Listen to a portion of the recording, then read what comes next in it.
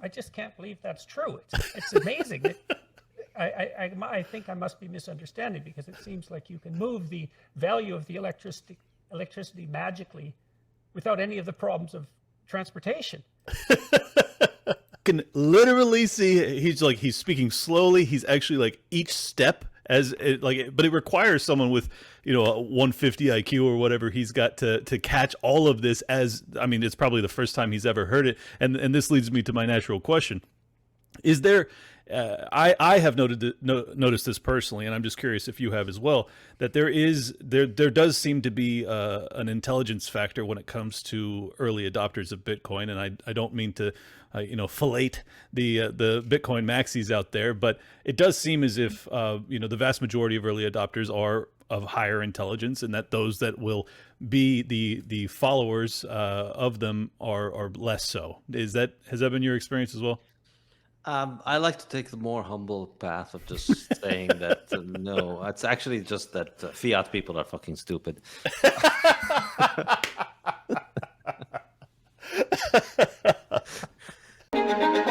Welcome to Liberty Lockdown. Please scan your barcode. Your liberty ain't gone, but yeah, it's on hold. Where did it come from and where did it go? Today's episode is with Saifedean Ammous. Saifedean, goodness gracious, I can't stop smiling. I really enjoyed this tremendously. And it starts off a little bit slow, but then I remind Saif that this is, in fact, a safe space for profanity, and he lets loose. Paul Krugman gets the worst of it. It is one of the most joyous moments of my life, going back and forth with him, just describing how much we despise him, but more broadly, Keynesian economists. So you will absolutely love this. I promise you that. Stick it out and just bask in the demolition of the Keynesians. Goodness gracious. I still can't believe it happened. It was so much fun. I just wanted to say before we get started, please hit the like button, subscribe down below, and leave a comment, because that helps with the algorithms. And if you're out there and you want to help an old boomer like me out, clip it, share it around, send it to your friends and family. Let them know that there is a pathway out of the fiat hellscape that we currently languish under. And hopefully this will be a stepping stone in that process, or in the beginning of their journey that I'm sure many of you are already on yourselves. Enjoy. Big Shave has been psyoping the American people for decades. Plastic cartridge razors are a scam. They jack your face up and cost too much.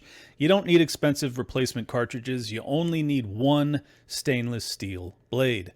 Take down Big Shave and shave plastic free. Veteran owned, family operated, NadeauShaveCo.com. Again, that's NadeauShaveCo.com. NADEAU ShaveCo.com. Sign up with code LOCKDOWN for a special discount for my audience only. Support the liberty-minded businesses that support liberty-minded shows like Liberty Lockdown. And that, ladies and gentlemen, is Nadeau. NADEAU ShaveCo.com. Promo code LOCKDOWN. And we're go. Saifedean is in the building. My goodness, have I been waiting for this moment. Thank you so much for joining me, man. Thank you for having me, Clint. It's a pleasure. Well, in the pre-show, we were talking about the new course that you're starting up. So go ahead and tell my audience about that before we get going. Yeah, so I've spent the last 4.5 years or so working on my magnum opus, if you want, the book that has taken up the most of my time. It's called Principles of Economics, and it's an Austrian economics textbook, which is something that I've always wanted myself. So, as an entrepreneur, I scratched my own itch and wrote the book that I would have wanted to teach, because I never quite found the textbook that I wanted to teach at university, because, the majority of textbooks are Keynesian nonsense. And there was just not quite a good Austrian accessible textbook that's readable for the modern reader, easy language to understand, and that doesn't get too bogged down in the details of academic debates on Austrian economics and other schools of economics. So I wrote that book, and I think it provides a very good introduction to economics. And I published it earlier this year, and starting in September, I'm going to be giving a class on my website, my online learning platform, saifedean.com, where we're going to have a new lecture based on one of the chapters of the book every 2 weeks, and then we'll have live seminars where we can discuss the chapters of the book. Love it. Well, could you just give me 1 minute? I need to turn on the air conditioning. I'll be right back. Oh, yeah, One yeah. sec. Go for it.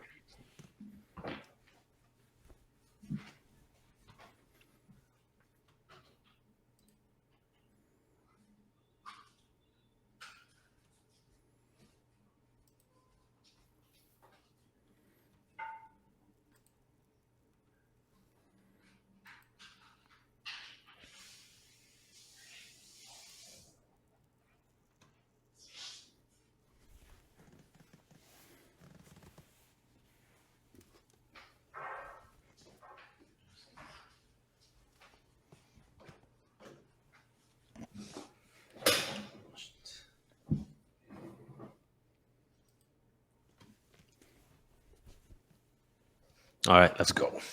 Perfect. Well, if there's anything I know from the Bitcoin standard and the fiat standard, your textbook probably will not be 101 level, but you do an incredible job of breaking down really complex topics into obviously processable formats, as you are famously known for having orange-pilled the great Jordan Peterson. I want to play a clip from that in a second, but before I do that, I wanted to ask you about, it was Menger's marginal utility is only about 150 years old. I'm curious, how is it that we operated up until just 2 lifetimes ago with such a improper, to put it kindly, economic understanding? I think perhaps the unflattering answer here is that people are much better economists in the way that they act than they are consciously as economists. And so your inner economist is out there making marginal decisions every day without you having to understand that decisions are marginal. So we survive based off of our own our own intelligence, not the central planner's intelligence. Yeah, our own instinctive intelligence almost, and trial and error, and just realizing that if you made decisions based on aggregates rather than margins, then you're going to be suffering. And so we learn these things.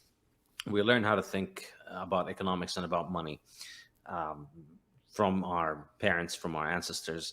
We see what works, we see what doesn't work, and we act upon it. I still think, though, it's a massive boost when you can consciously understand it and then consciously understand the implications of it and then act upon them. Yeah, I couldn't agree more. You don't know me from Adam, so I'll give you my brief background. My audience is sick of hearing it, but I got to tell you anyways. I ran a mortgage company, a hard money mortgage company, which is, real investor capital and real collateral, none of this leverage nonsense. And I utilized, Austrian economic understanding to really be successful in it. And I ultimately exited that industry because of my Austrian economic understanding and realizing that there was too much, macro risk that I just simply couldn't evaluate or safely deploy that capital into this market. And I think that's the one downside of if everyone had a Austrian understanding, they would probably not be deploying capital in this market. They would be running for the hills or migrating towards Bitcoin or precious metals, things of that nature. And you'd see a real reset, and not the great kind. But actually great reset. Yeah, I think that's true.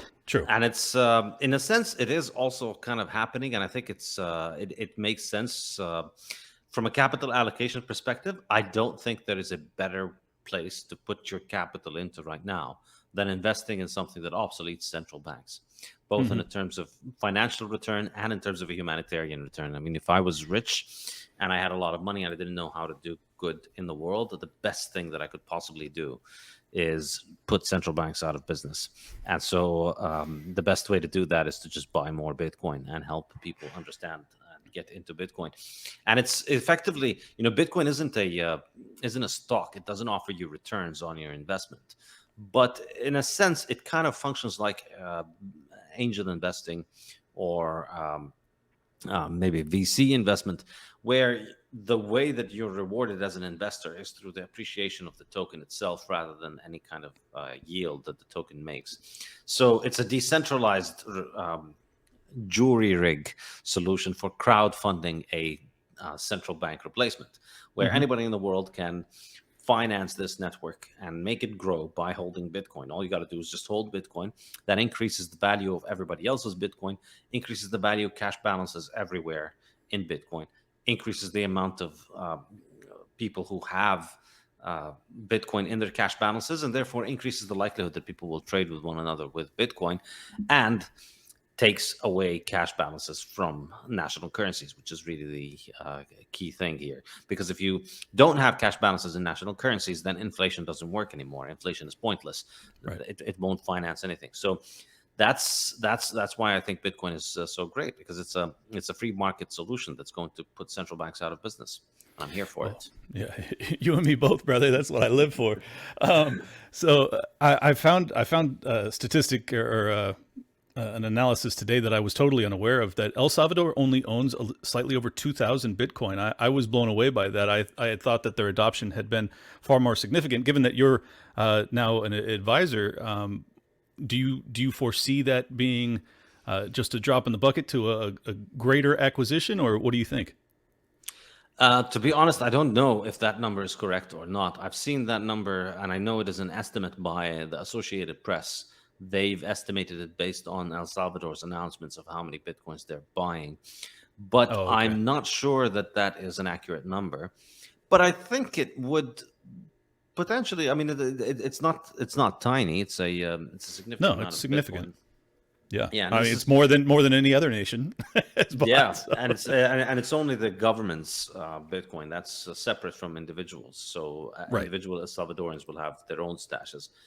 But I think the valuable thing here is that you want to have exposure to Bitcoin. You want to build your exposure over time. Because of Bitcoin's volatility, it might not be the smartest thing to go all in. So El Salvador started going into Bitcoin around May 2021.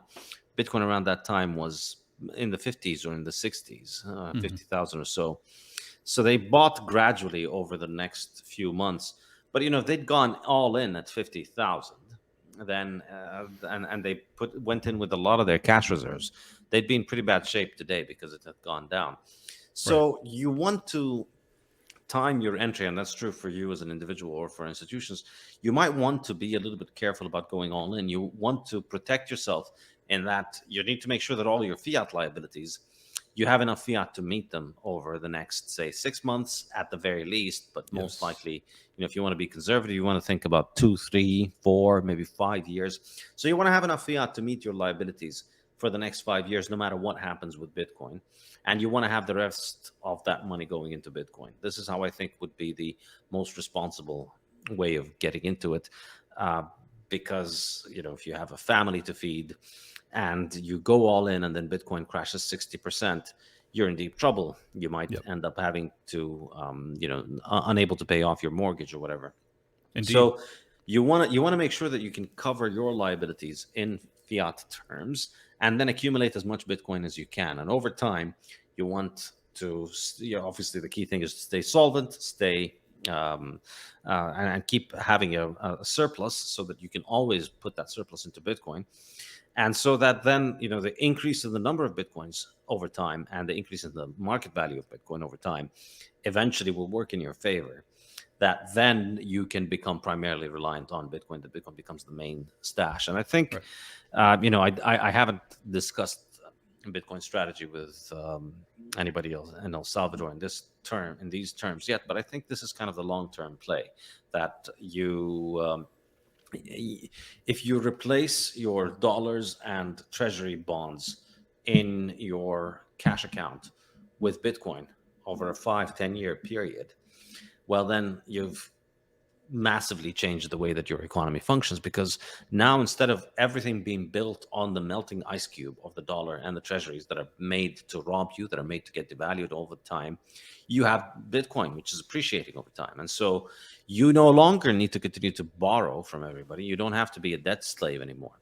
It is, and I think a big part of the reason why all countries have to borrow, all countries are in debt, is because it makes no sense to hold assets.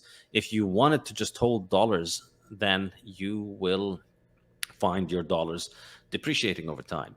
So then you have to hold debt. You have to borrow, And you have to lend. These are better ways of protecting yourself against inflation.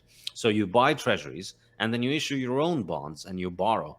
And then you're trying to play this game of interest rate arbitrage so that you can squeeze out a few little points on the margin and hope that, the devaluation of the currency works in your favor because you're a net borrower. Right. And then all of that is thrown out the window when you have an asset that you can hold that appreciates with time. Because then why hold bonds? Why hold dollars? Why issue bonds? You can just hold Bitcoin and accumulate Bitcoin and spend from the Bitcoin. And then over time, you just continue to increase your Bitcoin stash and the value of the Bitcoin stash goes up.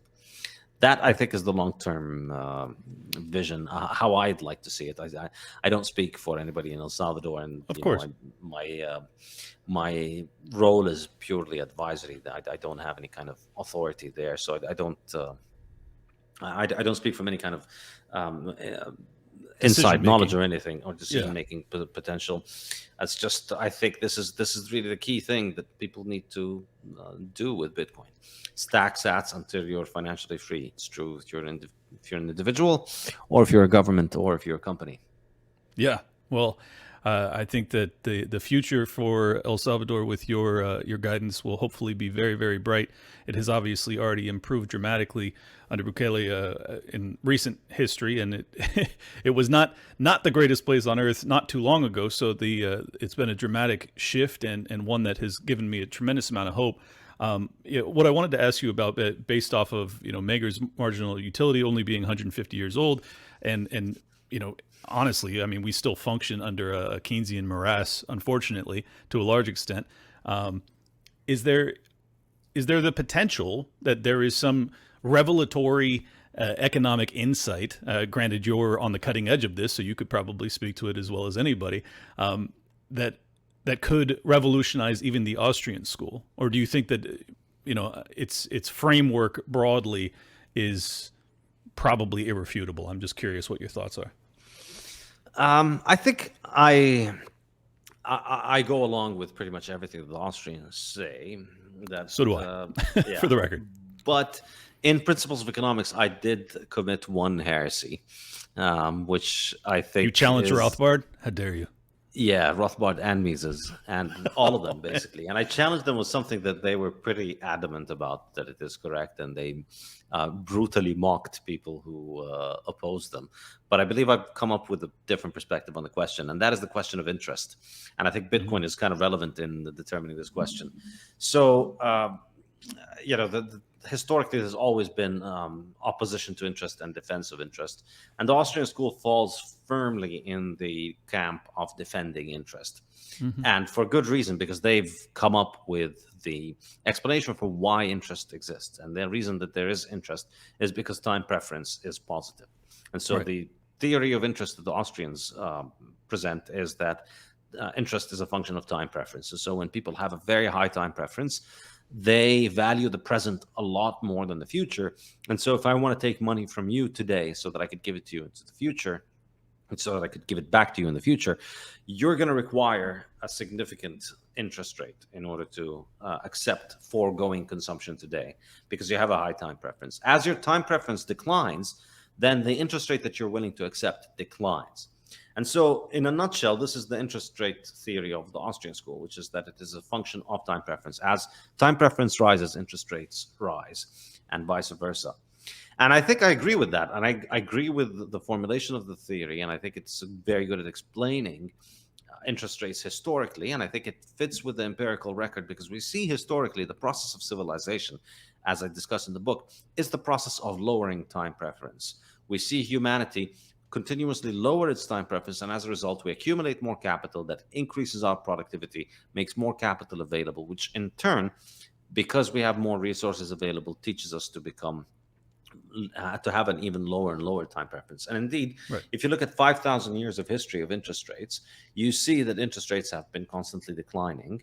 Well, I wouldn't say constantly, but they've been broadly declining, with periods of interruptions where you have wars or famines or bad things that happen that raise time preference and raise interest rates, which is as you would expect. So war breaks out, and people's people's certainty about the future declines. People don't think the future is likely. We might die. So of course you have a much higher time preference when there's a war, when there's a natural disaster. So you see, historically, we see interest rates declining, and with these spikes, there was a war, and there was a famine, and there was a something bad happening, a plague or whatever. When these things happen, interest rates spike, but historically, they generally keep going downward. So you get to the late 19th century, and the lowest interest rate at that time was the one that the Bank of England got, because it was the most, basically the most credit-worthy borrower at that time. And that was considered the risk-free rate of return.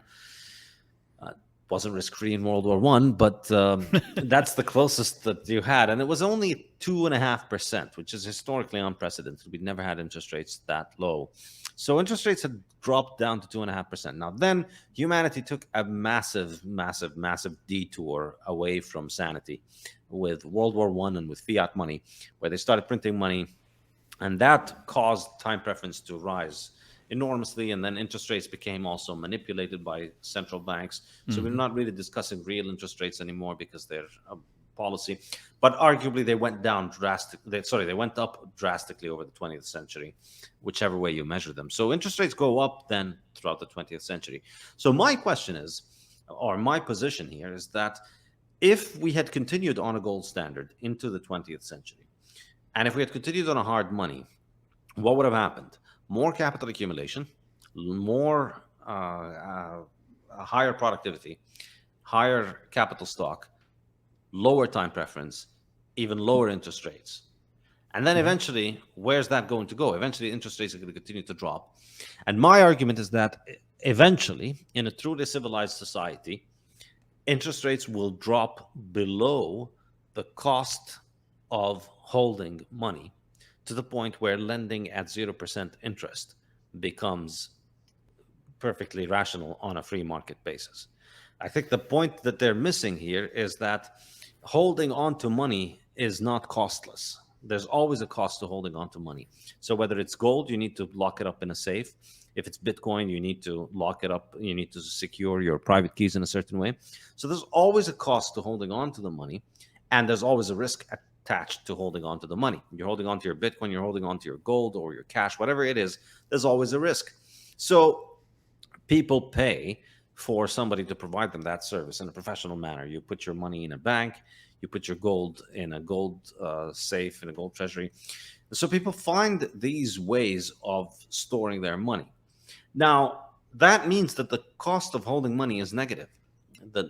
If you have 100 ounces of gold and you hold on to them, next year, you're going to have a little less because you're going to have to pay a little bit of that.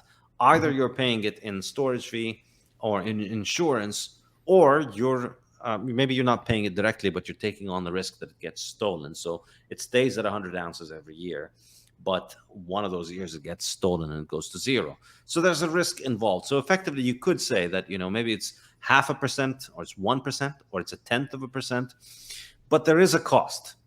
And that cost means that as soon as the interest rates drop to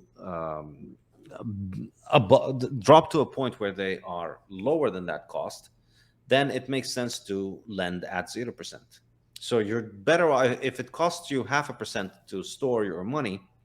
Then if interest rates on the market are 0%, then you're better off lending to somebody at 0%, because they're going to be giving you back your money in full without you having to incur the 0.5% in storage and risk.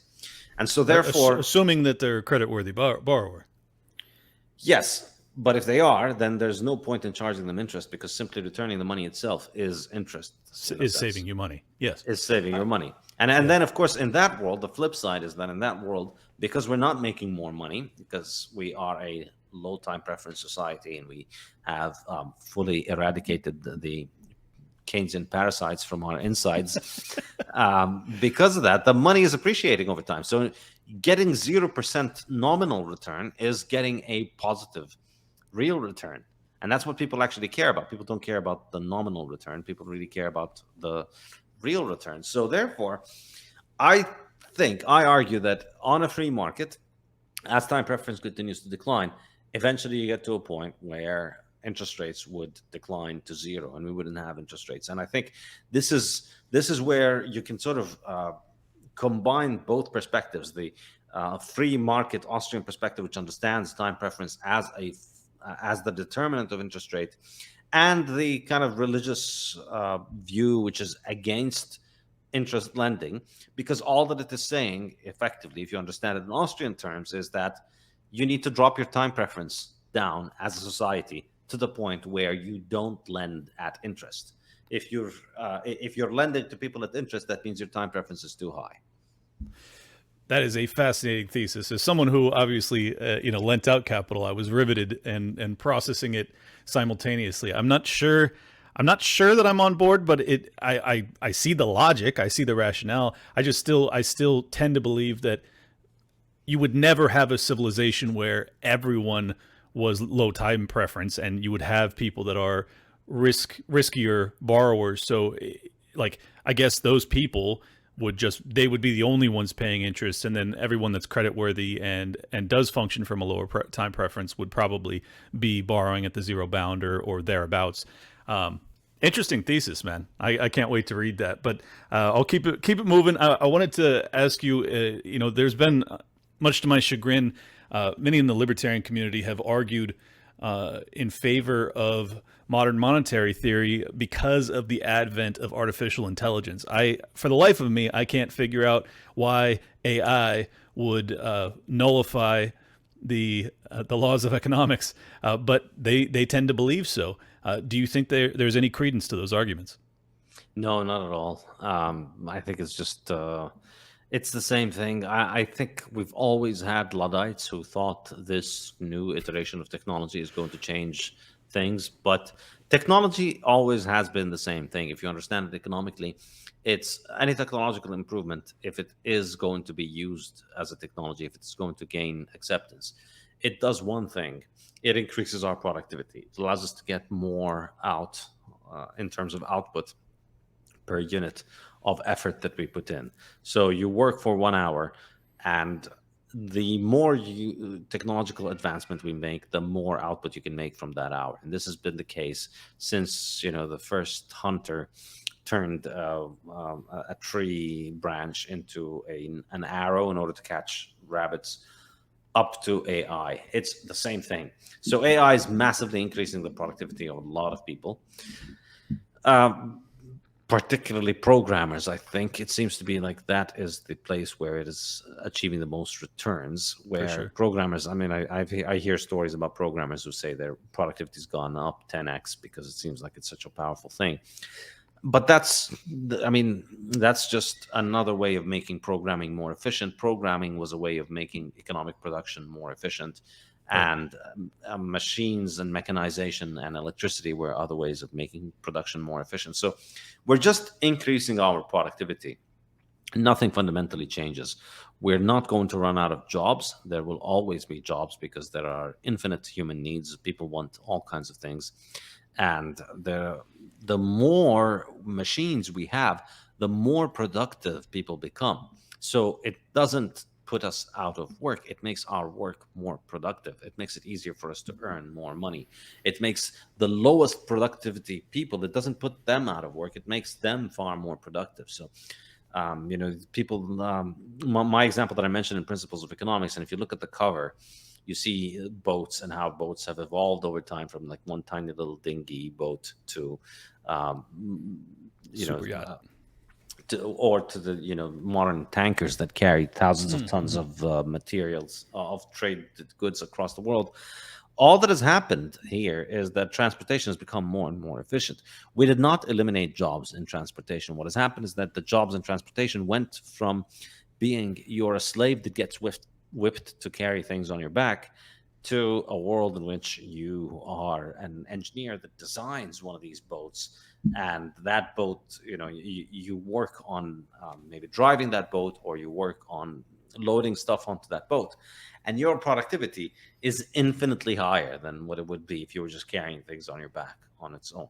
So the notion that we're just going to get to the end of scientific discoveries, that we're going to get to the end of technological inventions, that we're going to get to the end of productivity is completely unfounded.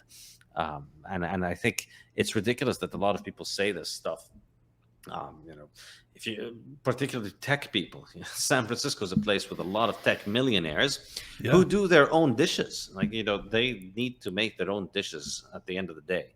And they're millionaires. They're worth millions of dollars. They run startups, or they have stocks in all kinds of different high-tech companies. And yet they have to take out their own trash. They have to wash their own dishes. They do all kinds of jobs that they need to do themselves. So, and of course, you don't even have to look at the millionaires. Then you look at the poor people around the world, and they have an infinite amount of needs that are not met. They don't have homes that have electricity. They don't have cars that can move them around safely. They don't have roads. They don't have all kinds of different things that they'd love to have. So the number of things that we could have as human beings, the number of things that we could add to our economic well-being is infinite. And higher productivity is just going to allow us to meet more and more of those things. So I'm firmly against both kinds of overreactive hysteria. On the one hand, this is going to destroy jobs, and it's going to destroy society, and it's going to destroy the livelihood of 95% of people who are going to become useless eaters, and we need to find a way to control those people. And then on the other hand, you have the utopian, this is going to end work, and it's going to make us all billionaires because we're all going to have infinite amounts of money. It's just going to make us more productive, and it's going to make life better for the people who know how to use it, and for the people who deal with them, and for the people who use the goods that they produce, because things are just going to continue to get cheaper, but nothing fundamentally changes. Yeah, well, I think that just to steelman the counter argument is that it's the exponential improvement in technological advancements that could the transitionary period from horse and buggy to vehicle is that it'll be too rapid, and that we won't be able to adjust. And you'll have, I think you're obviously correct that in 100 years from now, you will just have people that have migrated from all of the jobs that AI was capable of replacing. But in that interim, you could have a 10 or 20 year period where unemployment reaches 10 or 12%. And that would, this is my fear ultimately, is that if that is to come to pass, while you and I would advocate very fiercely against UBI, my fear is that these un-Austrian educated people, especially those that are in academia or those that are suffering because they were laid off and they haven't migrated to that new employment opportunity, that they will demand that the government go down the UBI path. And once you've kind of let that genie out of the bottle, I'm not sure what we do to put it back. Yeah, I think that political threat is real, but I don't think there's any kind of real economic basis for it. I think the U.S. economy creates and destroys. I last heard this stat about 15 years ago, so I presume the number must be higher now. Something like 30 million jobs a year are created and destroyed. So people are constantly having their jobs destroyed and created. People are constantly losing jobs for all kinds of good and bad reasons. You fight with your boss, or your business goes out of business, or they find a better person who does your job. But there's this idea that increases in productivity will result in unemployment. I think it's just complete fiction, in a sense that it has never actually happened, because what actually happens in the real world is that at any point in time, you don't get the machines. The machines don't just replace the workers and put the workers on the street. The machines will make the workers more productive, and the workers continue to have more and more productive opportunities. The machines create more abundance, so they make things cheaper for us. So, why would the employer lay them off if they're just being more productive and bringing in more revenue? Exactly, and that's what we see. So, if you take it in isolation, you could say, well, there used to be these slaves that carried things on their back, and now they don't exist anymore. So all those slaves must have starved. And by the invention of the wheel, we invented the wheel and we starved millions of slaves. And the reality is, no, those slaves, they quickly learned that they could just push wheelbarrows rather than carrying things on their back, and they became a lot more productive. And it's, the people are always adjusting to this stuff. The notion that people don't know how to adjust, and that we must therefore give them UBI in order to help them, is it's statist nonsense that is used in order to control. Like the agenda here is that we need to make people dependent slaves on us so that they vote for us. That's the driver. It's not technology that's the problem. The problem is the Keynesians in power. Agreed. Well, speaking of the Keynesians in power, your friend and mine, Paul Krugman, has something to say. It's astonishing to go back to economic surveys from the 1980s when we all seemed to be living in the same country, when Republicans and Democrats had basically similar assessments of the economy. These days, Republicans claim that the economy is, they're giving this economy a worse rating than the economy of 1980, when we had 7.5% unemployment and 14% inflation, right? It just doesn't make any sense. And it's clearly, there's a strong element of just tribalism, partisanship. This is what people think they should say about the economy rather than an actual perception. Now, you can make some, and it's also the case, polling says that people, and especially Republicans, say that inflation is rising. When in fact it's falling. And you say, well, but prices are up. Isn't that what matters? But back in the Reagan years, when prices continued to rise, there was never deflation then, people did recognize that inflation was falling. So something has changed. Now, exactly what it is it just partisanship? Is there just were people just so shocked by the disruptions during the pandemic and the reemergence of inflation after a couple of decades when we really didn't think about it at all? That's a harder question to answer. Before you respond, just let me remind you that this is uncensored. You can say whatever you want. So, what do you think? What do you think about Paul Krugman's answer there? I think he's a complete fucking idiot to begin with. Since you said it's uncensored, this is my honest opinion. But it's not so much a complete fucking idiot as much as he is an opportunist, despicable thief who lives off of piece of shit. Yeah, for sure. I think it's obviously you can't take people like this too seriously because you are arguing with somebody who's just saying what he needs to say to get paid. He's somebody who knows very well how his bread is buttered, and he knows that the way that he gets ahead in his stupid career is to just repeat central bank propaganda. This is very well understood by all the successful economists. If you let your brain get in the way of repeating the central bank propaganda, you are just not going to make it as an economist. That's how it works. So it's very clear that it's there's always the rationale of central banks can't do wrong. Inflation is the answer. Government spending is the answer. This is how you get successful. This is how you win the Bank of Sweden prize, which inaccurately portrays itself as a Nobel Prize. It's not a Nobel Prize, but it's a central banking prize. And this is how you get a job in Princeton or Yale or whatever stupid Ivy League university he teaches at. This is how you get a column in the New York Times. You go along and you just repeat what the central banks and the governments that finance them want to hear. And of course, the ridiculous thing about it is it's almost beneath answering as an economist for me, because it's such ridiculous. It's such ridiculous partisan politics where Republicans are bad and Democrats are good. And if bad things happen, then it's all about how it was all the fault of the Republicans. Like if you've read his idiotic ideas, it's ridiculous. Everything bad that has ever happened is a result of Reagan and Bush and Trump. And and of course, it's for somebody like me. I'm not even American, so I don't even care about American politics, and I don't really follow it. It's like American baseball for me. I just don't follow it. I don't care if the Yankees win or lose. I don't know, and I don't follow blue and red team in politics at all. So it means nothing to me, and I find it hilarious. Where because there's absolutely no difference between Republicans and Democrats on the things that matter, and monetary policy is outside of the hands of the president. And so this notion that Obama and Clinton did a great job, but it was all ruined by Reagan and the Bushes and Trump. It's ridiculous.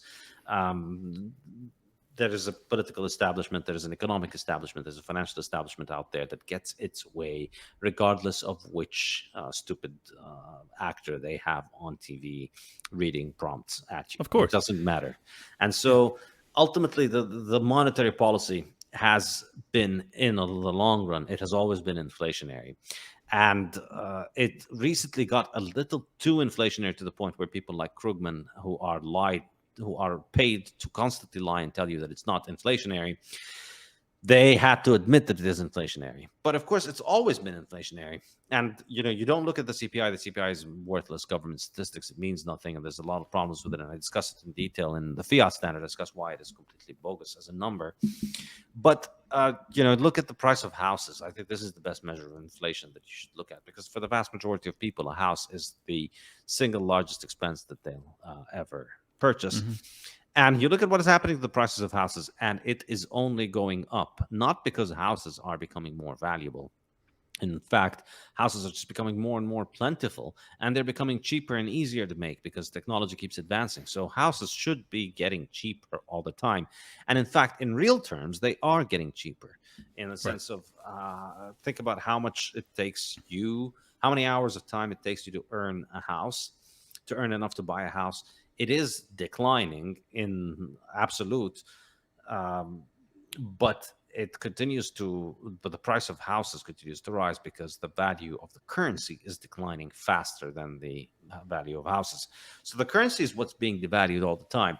And that's why houses continue to increase in value. And that's why all the things that are hard to make, all the things that require, say, human skill, all the things that require human supervision and extensive labor input, rather than just things that can be easily mass manufactured, all these things continue to get more and more and more expensive over time. So all the goods that you actually want, all the things that rich people look for, they keep getting more expensive. A house in a nice neighborhood continues to get more expensive. Education at a good university continues to get more expensive. Healthcare continues to get more expensive. All of these things that are difficult to provide in mass quantities, they continue to get more expensive because of inflation. Regardless of what the CPI says, the CPI is designed so that it would almost always give you a 2 to 3% increase in inflation.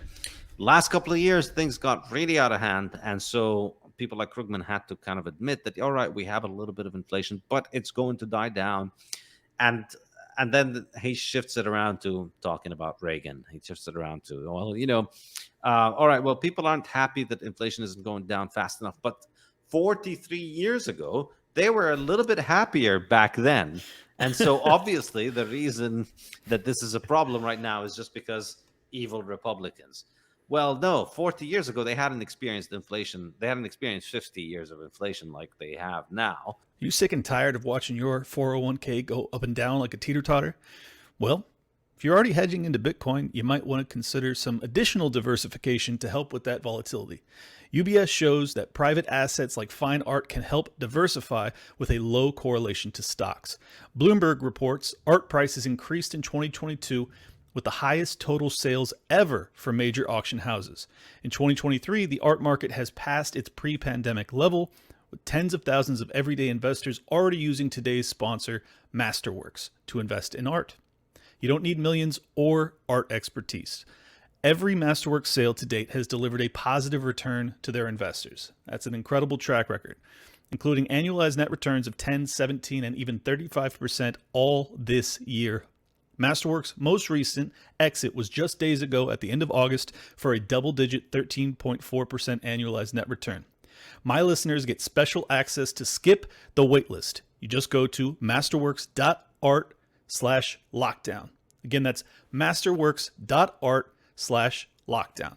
Past performance doesn't guarantee future returns. Any investing involves risk, including loss of principal. See important disclosures at masterworks.com/CD. That's masterworks.art/lockdown. Check it out.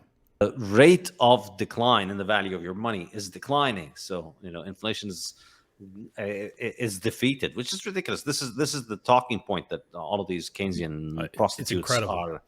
Yeah, all of these really prostitutes are winded up to repeat this, which is, hey, inflation is down to 3% now, so inflation is down.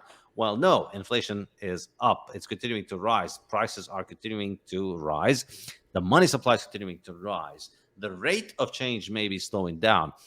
That's no consolation for people who have witnessed their life savings getting devalued.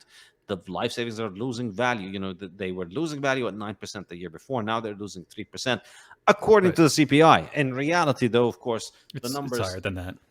Yeah, conservatively, you'd say it's double. Conservatively, I think you could say that CPI is half of what the real inflation rate that people experience. And of course, the real issue is that people don't experience an inflation rate because people buy all kinds of different goods. So it depends entirely on the goods that you buy.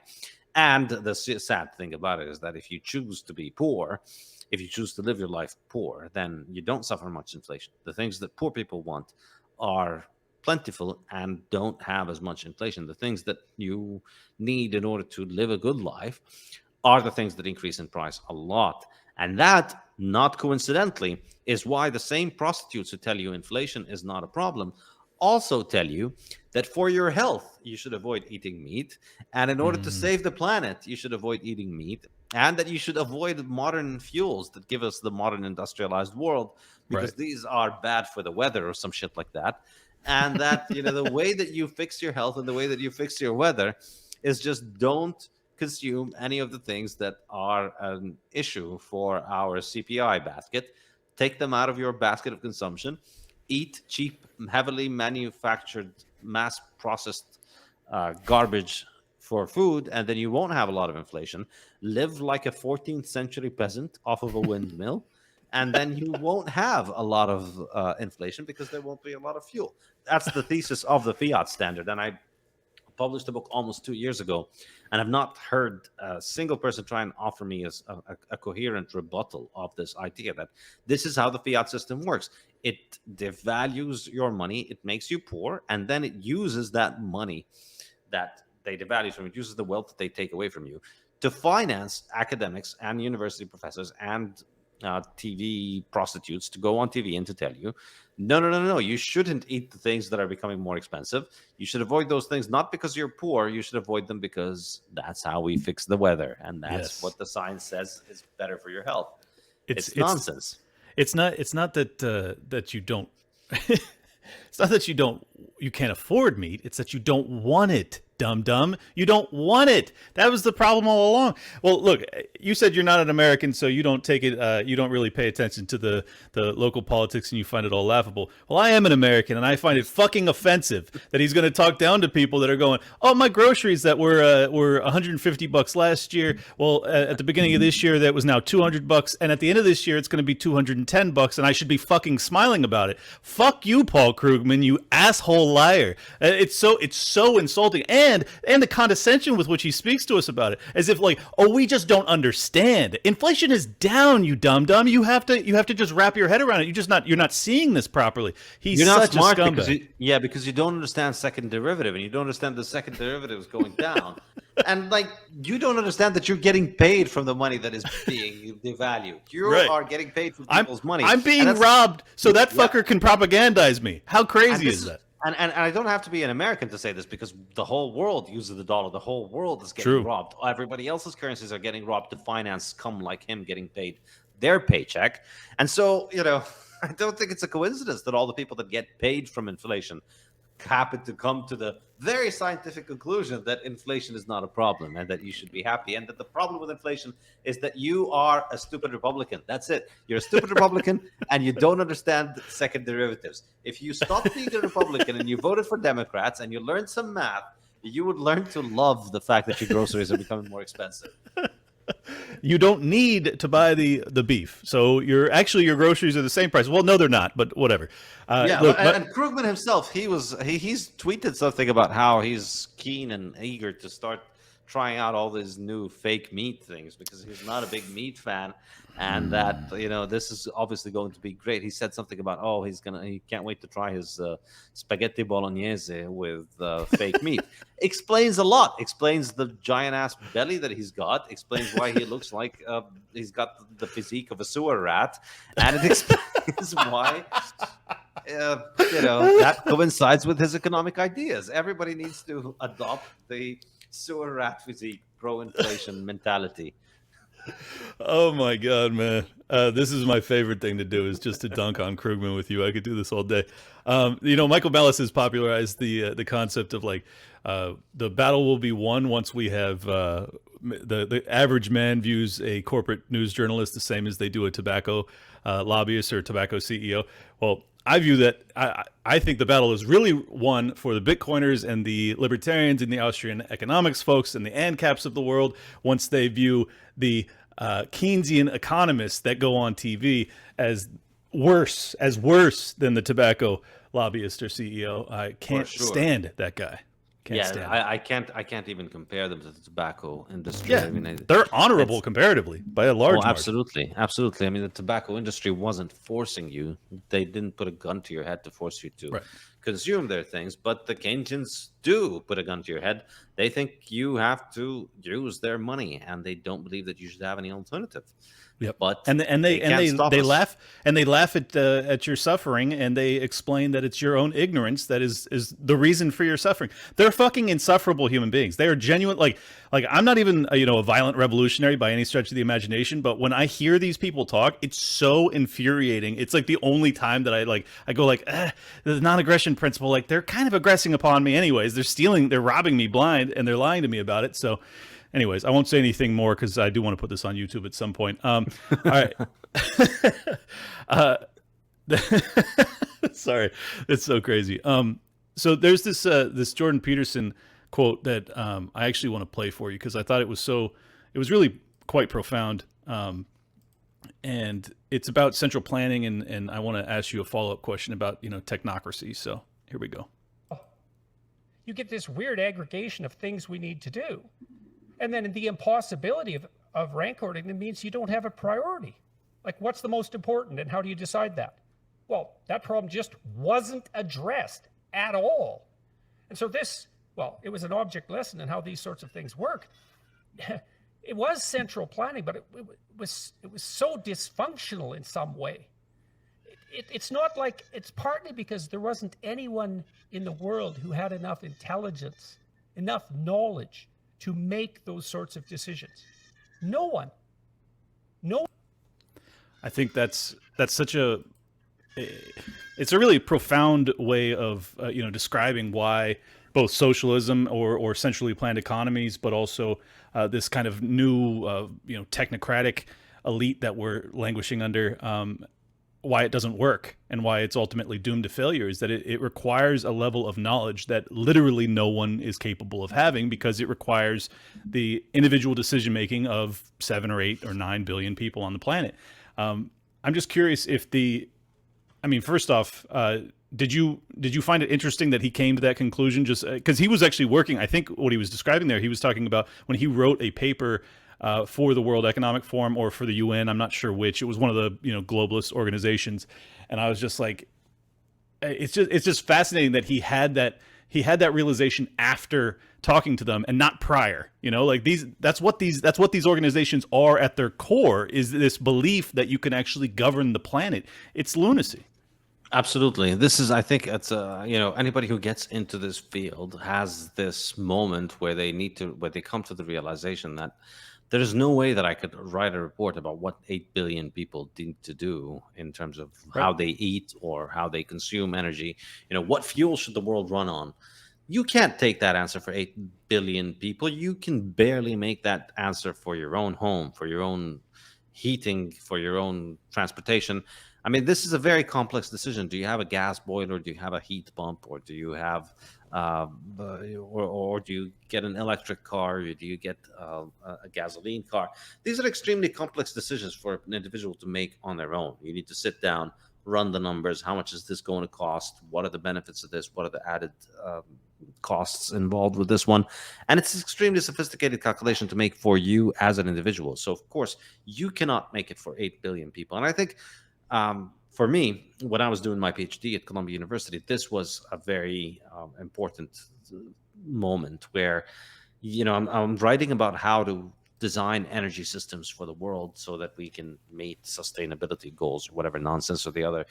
And you quickly come to the realization that there's no way that I can make this decision. The amount, if I wanted to put this stuff in an Excel sheet, That Excel sheet needs to have 8 billion cells, and each cell needs to be one human being. And I need that cell itself to have that human being in there making all those decisions. Well, no Excel sheet can fit 8 billion sentient beings inside it. You can't just code in a sentient being inside each Excel sheet. And even if you did, they're not making decisions in your Excel sheet. They're making the decisions in the real world. So the only place where they are making those decisions is in the real world. And that's where the decisions are made. That's where everything that matters happens.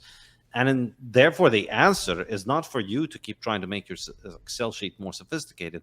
It's for people to have the ability to make their choices for themselves. That's what it comes down to. That's the really important thing.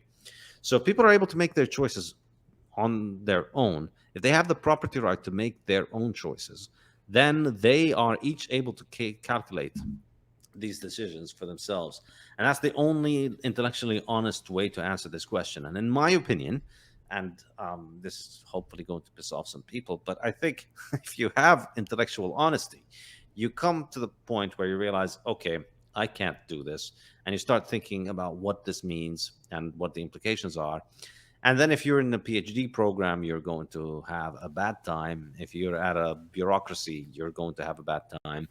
You're going to piss off your boss. You're going to piss off your thesis advisor. That's the only honest way to do it. The dishonest way to do it, which is what the vast majority of people do, is to realize that, look, I need to eat.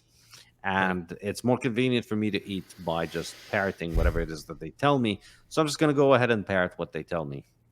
And I'm going to pretend that I can do it. And I think this is ultimately, most of these people are probably smart enough to think this through and figure out that it can't be done.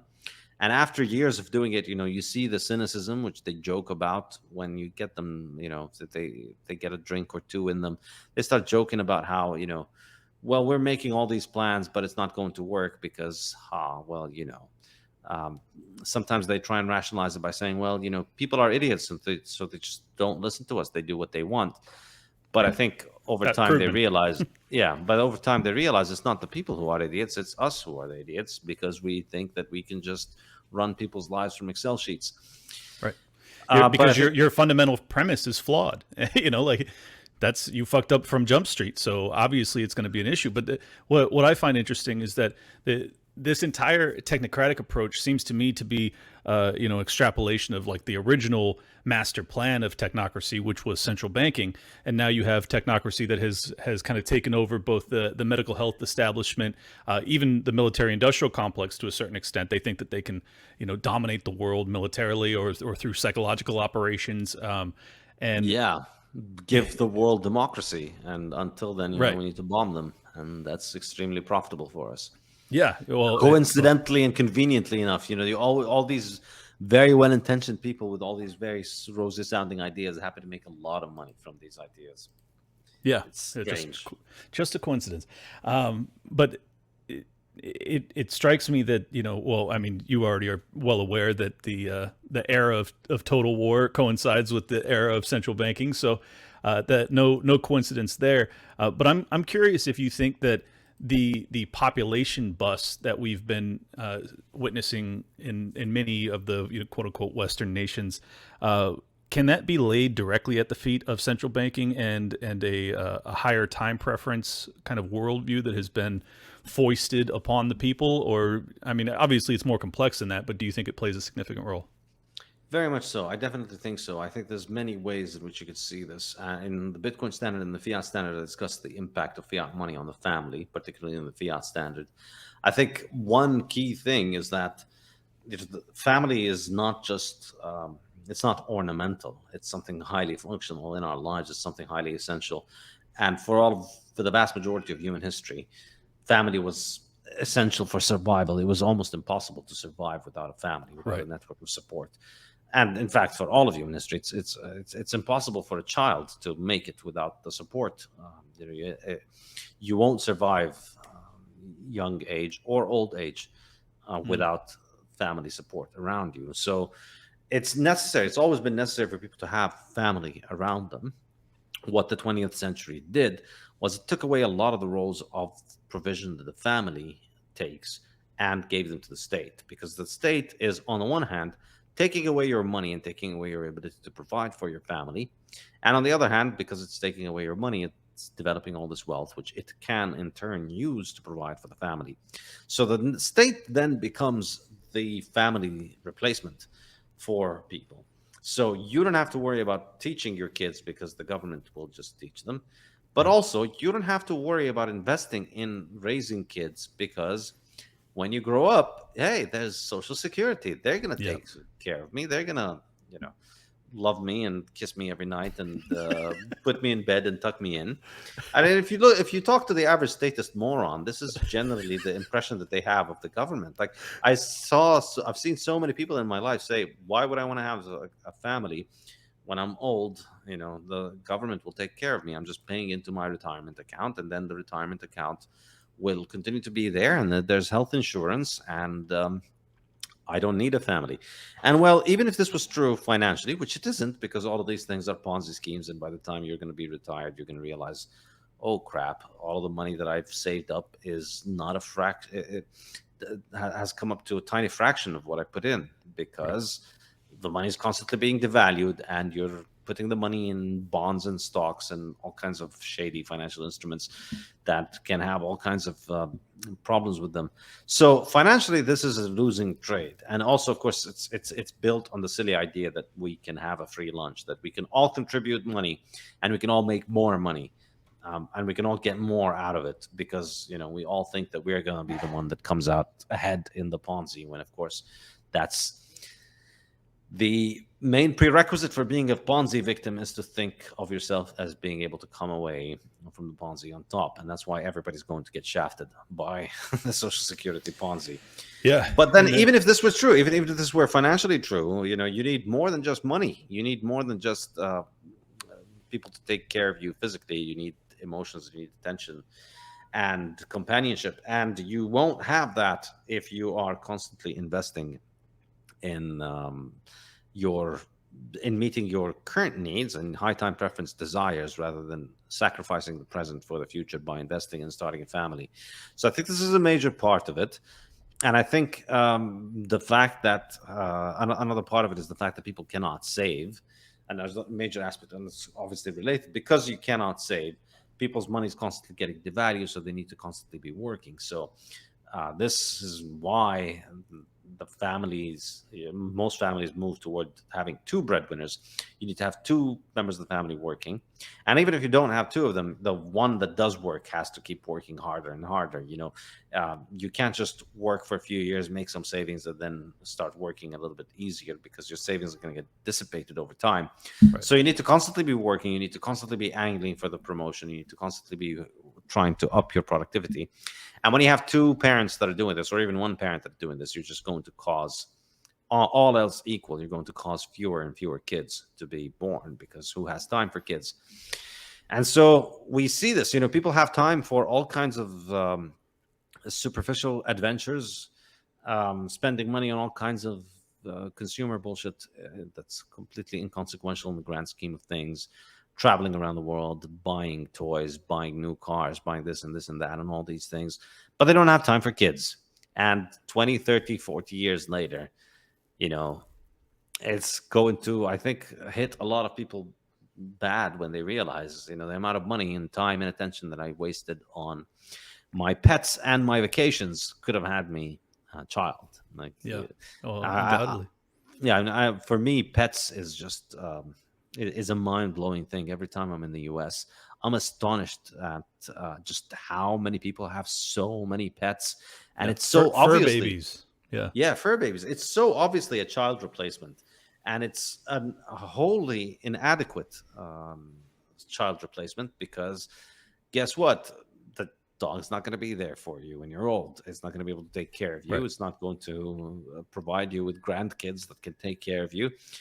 It's an extremely, extremely, extremely, I would say, stupid investment as a child replacement, because, and it is time consuming, and it is resource consuming. Obviously, a dog that may not cost as much as a child, but it's not that big of a difference And And the there's difference an in the ROI payoff. with the child potentially. Exactly. There's an ROI with a child. And no matter how much you try and pretend that your dog is your baby, it is not your baby. And don't talk to me about your pet like it is a baby. It isn't. It's a Yeah, well, horrible, and I'd say even disgusting alternative, because like people have their pets in their own homes.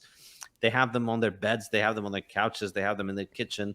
And they eat off of Truly. these surfaces where the dog sits with its open, exposed butthole. That's not healthy. You don't do that, and you teach your kids not to do that. But you can't teach a dog to do that. It's true, man. I can't tell you how many, women in their early 30s and late 20s that I knew that, were going through the maternal instincts, and instead of settling down or doing anything to satiate that in the classical way that you might, they just opted to get a dog or two or three or four, and or a cat.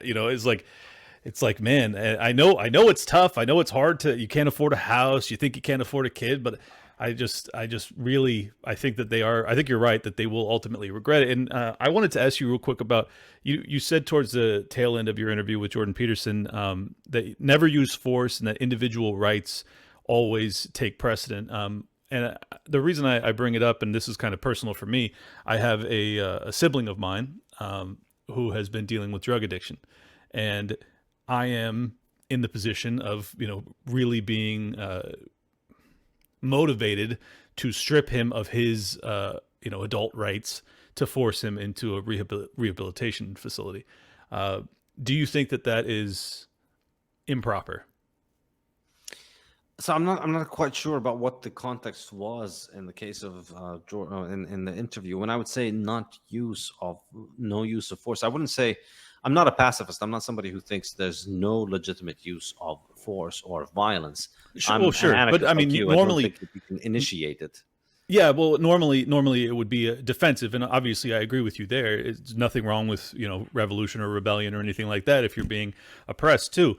But I'm just curious about if he's not aggressing upon me, but he is in danger of injuring himself, and it's like, is that a morally, is that a place where you could intervene, and would it be just in your view?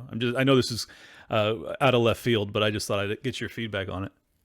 Yeah, I mean, I think it's a very tough question, and obviously it's dependent on individual situations. I would say, it's the point where it starts getting dangerous, the point where these things get into the point where you might want to intervene. Obviously, it's very subjective, and you do want to be careful about the situation where, I mean, there are people out there who are addicted to drugs that are essentially functional addicts, and in fact, trust me, that is not the case here. No, I know, but I mean, you could easily see how, say, you want to get his inheritance, and then you could go around and saying, well, he smokes a few joints and reefer madness, and we need to lock him up, and then you get all of the money. So there's obviously always that case that you got to be careful about. And in my case, I mean, I'm somebody who's not eaten any plant food basically for the last 8 years. I'm a full carnivore. So from where I stand, everybody is a massive junkie of sugar. And, the average sugar addict is more controlled by sugar than your average illegal drug addict. Most illegal drug addicts have to at least hide away from the police and hide away from people that will report them to the police. So they learn to manage their addictions much better than sugar junkies, who are welcomed and indulged at every turn. And they have their TV and their media constantly telling them, yeah, indulge yourself, treat yourself, have another Twinkie, have another pack of Doritos.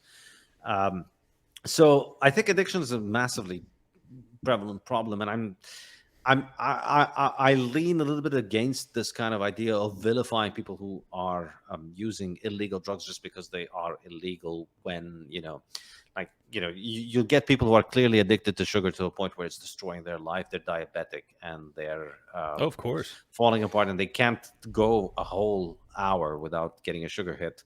But they're extremely concerned about functional addicts who smoke joints or Right. do some other drugs. And legally, you can never intervene with someone who's 700 pounds and just is eating all day, every day. Like, there's nothing you could do for them other than Yeah, say, exactly. hey, you probably It- shouldn't be doing that. What are you doing? He's massively profitable to the food companies and to the pharmaceutical companies.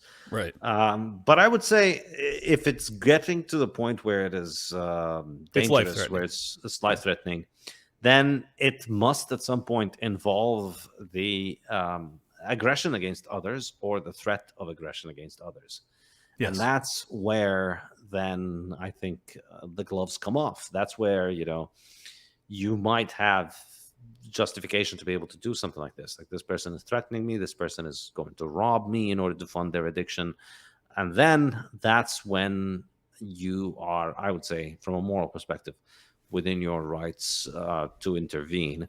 Because, like, I think, I believe in the non-aggression principle, but the non-aggression principle doesn't mean you have to wait until a bullet is lodged in your head before you course. start defending yourself. And so credible threats, you can defend against credible threats, I believe. And so, I don't want to get to the details of your case. Yeah, but I can't go public with it anyways. Yeah, but I would say, if we lived in a functional society, it would, in a functional society, you'd be in social settings where such things can be contained because you both live within structures, family and power structures that are voluntary but also quite effective. And so you're family, so you either have your parents, your uncles, you have the family elders, you've got the town elders, and these are intelligent people that are respected, well admired across society. Difficult to imagine this now because most current old people are just senile sugar junkies. But there was a time when being old meant you were wise because you'd gone through life and seen a lot of things and managed to maintain your sanity enough to develop complex ideas that gave you an advantage over young people. Today, Right. being old means you've just had a shit ton of time to destroy your brain with sugar addiction. And so therefore, we end up with your average boomer who's a lot less mature than your average teenager. Interesting. Yeah, that's Look interesting. at, I did an interview with Kate Shanahan. She wrote a great book called Deep Nutrition. And she says, it's really mind-blowing when you look at it. I mean, not so far off. Like back in if you look at what old people were like in the 70s and 80s, they were a lot more wise and dignified than old people today. Like, old people today are still hippies in many ways. They're still high time preference degenerates, effectively indulging their day-to-day desires. The concept of ski vacations, spend kids' inheritance. This is how these people think. Like, let's make sure we spend everything before we die. And this is the generation, the people that are dying off right now. They are the generation that were born into a world that had hard money, lots of savings, a lot of capital, a lot of civilization. They squandered it all on a giant ass Ponzi of mass consumption. And now they're scrambling to indebt their children and their grandchildren and take away whatever it is that they've spent many generations inheritance and they're spending the next generation's inheritance. So insane. in a world in which we weren't getting destroyed by high time preference with the food, with our decisions, with our morality, with our society, with our families, I think we'd be in a world in which these sort of things would be relatively easy to deal with. So in this kind of situation, your uncles, your parents, the people in the family, the extended family, they know you, they know him, they know the situation, they know who's got their life together, they know that you are not doing this just because you're trying to rob him of certain thing or the other. It'll be very easy to establish the facts to interested outside observers or people who are close to you, and then it would be relatively straightforward without having to resort to anything very ugly or violent in order to rein them in. Because if you lived in a situation in which you didn't have the government going around taking care of everybody, providing everybody with welfare, allowing everybody to escape the consequences of their actions, it'd be a lot more difficult for somebody to go and just lose control of their life, throw themselves over the edge, because at every step where they take a wrong decision, they have friends and family and cousins and uncles and extended family members in society and local community that tell them, hey, you shouldn't do this. And if you do this, here are the consequences. Right. Your brother is going to cut you off. Your family is going to cut you off. And then in a functional society, this becomes much more difficult because you need these people to survive. You need these people for your interaction. You need these people for money. People stop buying your goods. People stop letting you go to their supermarkets to buy goods. All these things are plausible in a situation in which people are concerned about you. So without having, I think this is really the key thing, that in a functional society where the state did not interfere in everything, and it did not destroy money, and it did not subsidize vice, and it did not protect people from the consequences of their actions, you don't have to put a gun to somebody's head and tell them, all right, I'm going to shoot you if you take another drug. You could just simply shun them without doing anything violent, without aggressing against them, by simply just refusing to deal with them or choosing to boycott them. Right. You can inflict extremely heavy cost on them that will make them revisit, So Right. if you live in a town and everybody in this small town says, all right, we're not going to buy or sell anything from this guy until he stops doing whatever he is that is doing, you could effectively starve, because you need people. You need to be part of the division of labor. And I think in Principles of Economics, when I describe, how a voluntary, peaceful society could exist, I think this is really this is the enforcement arm of it, is shunning and boycotting. Yep. Because the way we can think about it is, if you want to be part of the division of labor, if you want to harvest the fruits of the division of labor, the extended order of society where we all trade with one another, you have to abide by certain rules. And if you don't abide by those rules, you don't get to play with us. So if you aggress against others, if you do nasty things, it's a duty for others to exclude you from the division of labor. I'm not going to be selling you food if you're going to be robbing somebody else. I'm not going to take part. I'm not going to buy your product if you're going to be doing bad things. And I think this is a far more effective way to excommunication. Exactly. Interesting. Yeah, no, that's fascinating. And, I hope this will be helpful for my audience to hear from you as to, how that might be addressed, because I've been struggling with the decision, as you can tell. Otherwise, I probably wouldn't have asked you. But, I do think it's life-threatening. And while you were explaining that, it actually took me down a totally different thought process. I want to be respectful of your time. Do you have 10 more minutes? Is that all right? Yeah, sure. Okay. What I've realized, and I'm in a fortunate position where I've had a father and a stepfather and a mother who were all intelligent people who gave me good advice, and God bless them. But what I have realized as I've, I turned 40, so is that really, setting my parents aside and some people in my family, but just broadly speaking, the older generation has failed us in such profound ways that I feel as if many in my peer group now, particularly given that I'm I know so many people that are in the influencer category, whatever that means, is that these people in their 20s and 30s and early 40s, and including yourself, I have felt a calling, as if, like, for the longest time I always assumed I wouldn't be called upon to lead until I was old and gray. And now I feel as if it's imperative that I do so now. Have you felt similarly at all? I must say so. Yes, I think there's something very true about this. I think, as I was saying earlier, the generation that's older than us, our parents' generation, has had a number done on them in terms of the fiat world, and I think it's taken a heavy toll on them. Yeah, and they've internalized a lot of the ideas that we were brought up to think of as being progress, as being,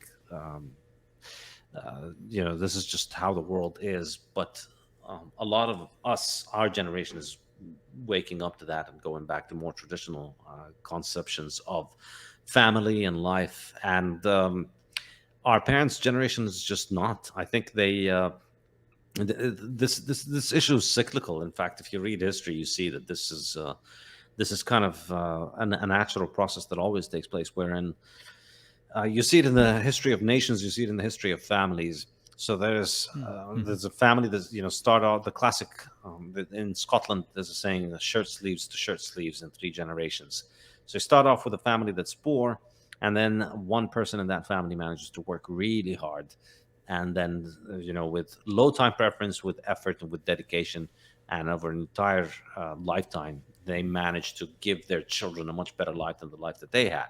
Right. Now, those next generation of children are still born into, maybe optimistically it takes more than 3 generations, hopefully, but the next generation is born into the hard work, and they pick up some of the values of the hard work. They carry the baton forward, they move things forward, they have a better life, they give their kids an even better life. Maybe that 3rd generation then is born with a little less of the work ethic and a little more of the toys and nice things that you get from wealth. And then they just get to think, they start to think that these things are just by default. They don't understand all the hard toil that went into them, all the sacrifice, all the decisions that needed to be made, all the low time preference decision making that had to be made in order to get you to this point. And so they just assume mentality. Exactly. So you're born entitled, and you just continue to expect that things will fall into place. And for many of these people, things do kind of work like that. You can spend most of your life, for one generation can spend its life living off the work of 2-3 previous generations. It just won't pass anything down to the next generation. And I think this is really the boomer generation, in the sense that they came from larger families, they had fewer kids, and they didn't pass things. They didn't pass on to their kids as much as they could have or should have, ideally, because they had a lot of their life spent in the kind of mass consumption, heavy hedonism, just enjoying life as it is. And I think then the next generation is forced to go and dig deeper and reinvent the story again, and just start the story all over again. Yeah, figure out all the ways in which their parents or their grandparents led them astray. And I mean, the one advantage that this younger generation has is access to the internet, and really genius level mentors that you would have had to go to some 6-figure college just 20 years ago to be able to hear from, and now you can hear from them for basically free, just your time allotment, and that gives me a lot of hope. It's just fascinating because I don't know. I never really thought that. I guess I didn't think things were so bad. But then you get locked in your fucking house for a year and a half, and you're like, oh yeah, no, I better get involved. Like, shit's falling apart. I don't know what happened to these people that, like, no one values liberty anymore. Like, this is where we're at. It's amazing, because I was a kid or teenager when 9/11 happened, and it's just like that precipice. And I don't know if it's the same for you because you weren't in America, but I'm telling you, man, from 01 to 23 in America has just been like a fucking, just a plane on 9/11 hitting the ground in Pennsylvania. It's been unbelievably precipitous, and it's really, I think, to spin this positively, it has put out the siren call to a lot of my peers to get involved and to try and fix all of this. It's daunting, though. It's daunting as fuck. Do you ever feel overwhelmed with everything, or are you able to maintain positivity? I've heard your kids in the background, so I'm sure that helps. Yeah. I think having kids is how you rebel against the world, and how you win, really, because I mean, it's almost. It's really very basic animalistic to a sense. I mean, we're on this earth, and if you let the world conspire to have you die before you have had at least 2 children, I'd say, then you've basically lost. You've lost at the game of life, because you're on this earth. If you leave with 2 kids, that means there's 2 people in the world that are half you. So that's a draw. Like, if you have 2 kids, that's kind of a draw. And if you need to do more than 2 kids in order to win, I think this is really, I love it. Because, like, worst case scenario is, whatever happens in your life, if you manage to be survived by 3 kids. Well, there's more of you left on Earth after you die than when you came in, and they can play the game of life again, and maybe some of them will win. Oh, that's fascinating. I love it. You got to have 3 kids to be a winner in this life. All right, you hear me, Liberty Lockdown folks? You got to start having kids right away if you want to win.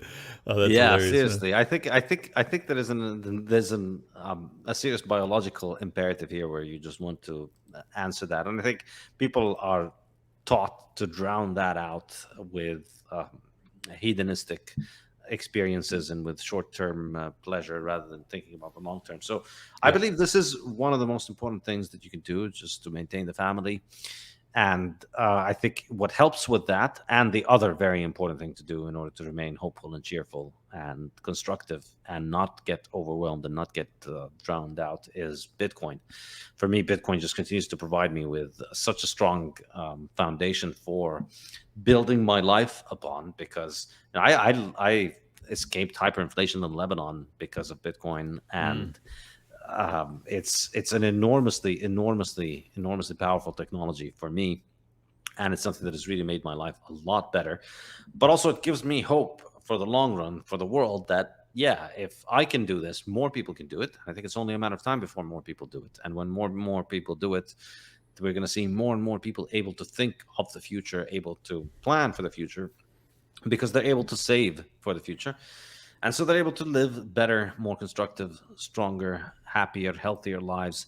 So this is really, for me, what matters to it. And in my books, I describe this as, I say this bluntly even, that you can think of the hardness of your money as like a control knob for your time preference. When your money is hard, then you're able to save for the future, and you can expect your savings to maintain their value into the future. And so that encourages you to think more of the future. On the other hand, when your money is easy, money is soft, money is expected to lose value over time, then you have no reliable way of providing for the future. So the future becomes more and more hazy.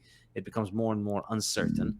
It becomes less real for you, and so therefore you discount it more, and you become more and more of a short-term person and more of a high time preference person. And that's why I think this is why my ideas are very popular among Bitcoiners. It's not because it's not like I'm trying to just make Bitcoiners do this. I think it's because I've touched on something real that a lot of Bitcoiners have felt. Like, once they've gone from a world in which they have no idea what to do with their money, and they just watch their money lose value, and so they just spend their money constantly, and they live day to day, to a world in which they can expect to maintain their wealth for the future, suddenly all kinds of things change. So you see this among Bitcoiners. You get a lot of families, you get a lot of kids. Bitcoiners are constantly having kids. Bitcoiners constantly become more future focused. I've heard it from so many people. Once I discovered Bitcoin, I realized what a stupid idea it was to waste my money on drugs. So I quit drugs, and now I just do Bitcoin. And it's That's incredible, man. Yeah. And I even heard from somebody who discovered Bitcoin, then introduced their drug dealer to Bitcoin, and then the drug dealer got into Bitcoin, and then they started stacking Bitcoin and realized that's better than dealing drugs. And then the guy had to quit drugs because his drug dealer became a Bitcoiner and not a drug dealer anymore. That's incredible. Well, this ties in perfectly to the final thing I wanted to show you, and obviously you already know what it is because you were present for this and you were actually responsible for this revelation. I think honestly, this is one of the most profound moments in any interview ever, because it required someone as brilliant as Jordan Peterson to do what he did, but it was all predicated off of your guidance and your inspiration. But what I found so just marvelous, honestly, about this portion that I'm about to show you, is that it just shows, like, you can actually see the gears in his brain cranking as he finally like gets it, and it's just so special. So for the sake of my audience, I want to show them it, and then I'll get your comments as well. Sure. But with Bitcoin, you just need an internet connection. You take the Bitcoin miners to where that energy is, and then you can monetize that energy and turn it into Bitcoin. It's magic. So what's the net effect of that on the price of electricity worldwide. Is that deflationary with regards to electricity cost? I think so. I think this is a point that I make in the fiat stand, which is that we've had fiat subsidize all these dysfunctional forms of energy over the last 50 years that have led to the grid becoming unreliable. And we have Bitcoin, like the vigilante savior that it is, coming in and providing a global subsidy for anybody who can make electricity at a cheap rate to monetize that. And I think, well, not only at a global subsidy, but so interesting, because not only you could go to where the energy is cheap with virtual certainty that you're going to make more and more money as the value of the Bitcoin increases by investing there, assuming that the value of Bitcoin is going to continually increase, which is a logical presupposition if it's as stable as is claimed, and it's finite in the way that you're describing, and increasingly widely accepted by vast numbers of people. So it's also an investment that's likely to increase in value over time rather than decrease. So it takes some of the uncertainty out of investing in cheap electricity generating processes that are geographically isolated. I just can't believe that's true. It's amazing. I think I must be misunderstanding, because it seems like you can move the value of the electricity magically without any of the problems of transportation. I'm sorry, I'll end it there. The whole clip is incredible, but I just thought that was such, like, you can literally see he's speaking slowly. He's actually, like, each step but it requires someone with, a 150 IQ or whatever he's got to catch all of this. It's probably the first time he's ever heard it. And this leads me to my natural question. Is there, I have noticed this personally, and I'm just curious if you have as well, that there does seem to be an intelligence factor when it comes to early adopters of Bitcoin. And I don't mean to, fillet the Bitcoin maxis out there, but it does seem as if, the vast majority of early adopters are of higher intelligence, and that those that will be the followers of them are less so. Has that been your experience as well? I like to take the more humble path of just saying that no, it's actually just that fiat people are fucking stupid.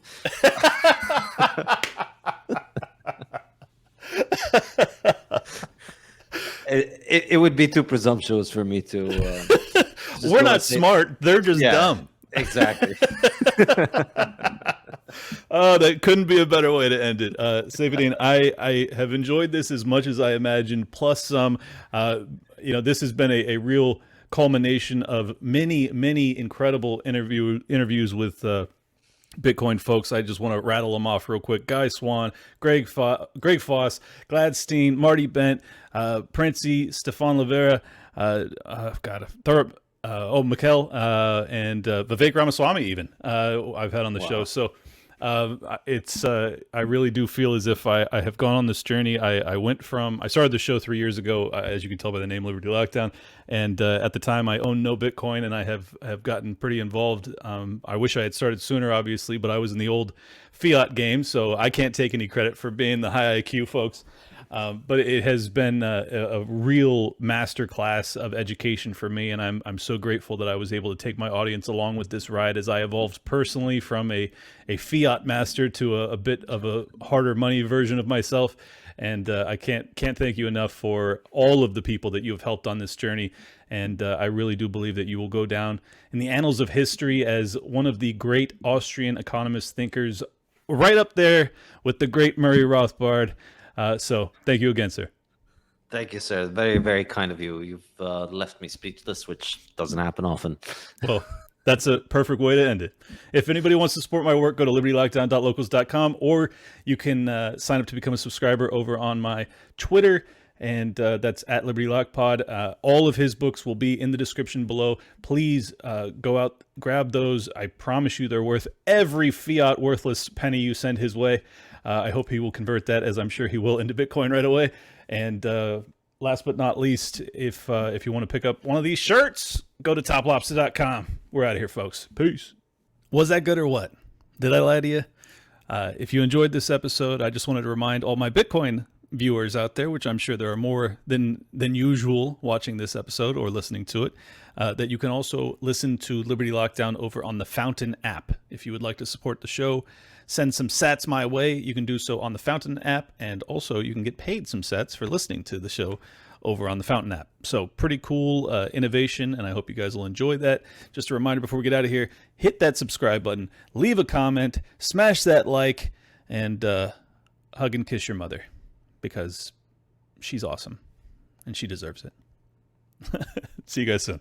Welcome to Liberty Lockdown. Please scan your barcode. Your liberty ain't gone, but yeah, it's on hold. Where did it come from and where did it go?